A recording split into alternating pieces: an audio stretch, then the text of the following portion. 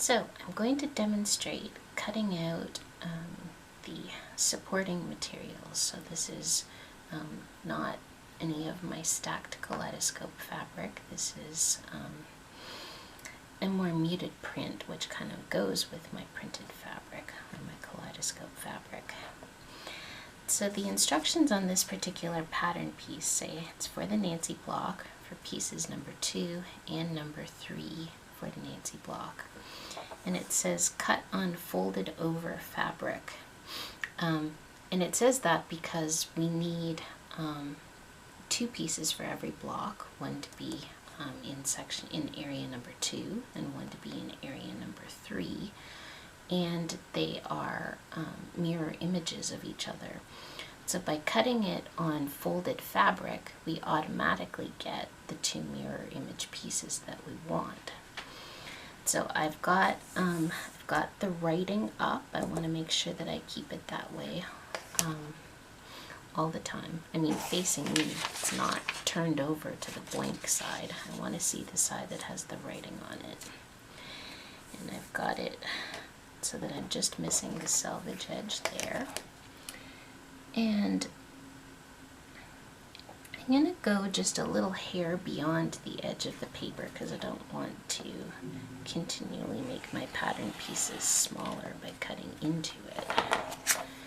And I'm just going to cut around it.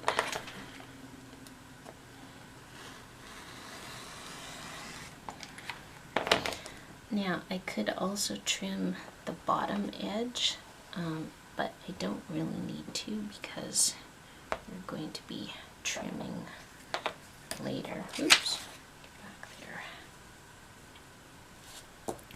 So that's got the first one cut. And what I'm going to do is move this off. And the one that's facing upright, that is number 2. Set it over here and to label that stack as number 2. The one that's upside down, I'm going to label as number 3. Now I'm going to advance my folded over piece, make sure that it's still folded over okay. And now I can rotate this and slide it in here. I don't want to go right to the fold because that edge actually does need to be cut open. So something like that.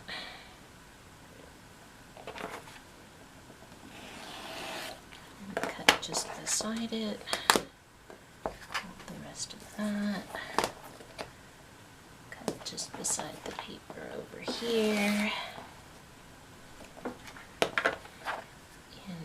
Do need to trim the fold off so that I end up with 2 pieces instead of a folded over piece.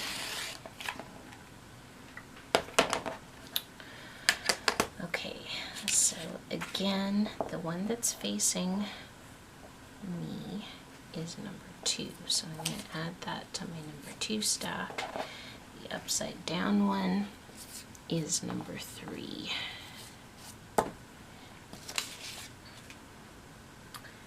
And then we can advance this along and rotate it back to the orientation that we had the first time.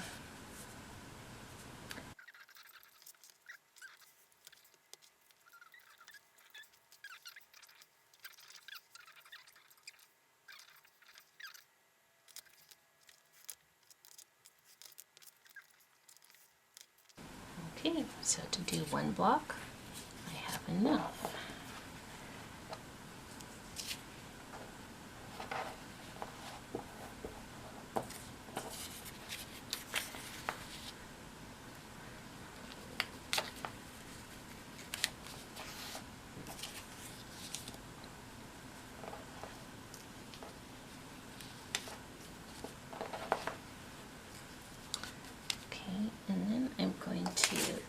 Pattern piece back on top of them because the pattern pieces also show you which edge it is that is that gets sewn when you're joining it to the previous one. So I want to keep track of that so I know which edge. So that is got my my 2 and 3 blocks done.